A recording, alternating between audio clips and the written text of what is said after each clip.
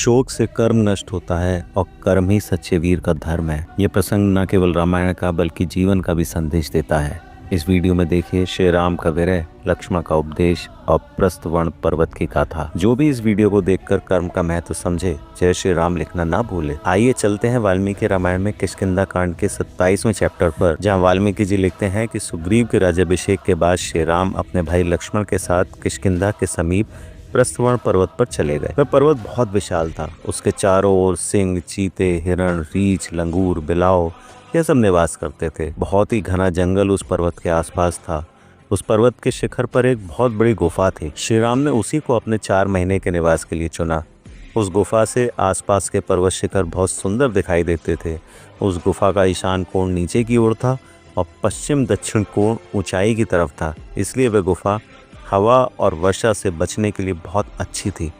गुफा के द्वार पर एक समतल पत्थर था जो बैठने के लिए बहुत ही सुविधाजनक था। वह पर्वत शिखर उत्तर की दिशा से तो काला दिखता था, लेकिन दक्षिण दिशा से कैलाश पर्वत की तरह श्वेत रंग का था और बहुत सारी धातुएं वहां पाई जाती थीं। उसके पास एक त्रिकूट पर्वत था। उसके बराबर में तुंगभद्र नदी बह रही थी। नदी के दोनों ओर चंदन, तिलक, साल, कमल, सड़क और अशोक के पेड़ थे।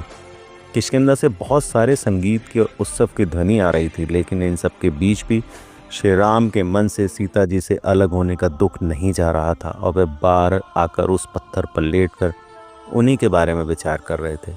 तब लक्ष्मण जी ने आकर कहा कि भैया, इस तरह दुखी होने से कोई लाभ नहीं है, क्योंकि शोक करने वाले पुरुष के सभी काम नष्ट हो जाते हैं। आप तो इस जगत में कर्मठ वीर हैं। यदि आप शोक में डूबकर कार्य करना छोड़ देंगे तो आप इन राक्षसों का वध करने में समर्थ नहीं हो सकेंगे। आप तो समुद्र, वन, पर्वत सहित इस पूरी पृथ्वी को पलट सकते हैं। फिर रावण का संहार करना आपके लिए कौन सी बड़ी बात है। ये 4 महीने का वर्षा काल आप बिताइए और शरद ऋतु की प्रतीक्षा कीजिए।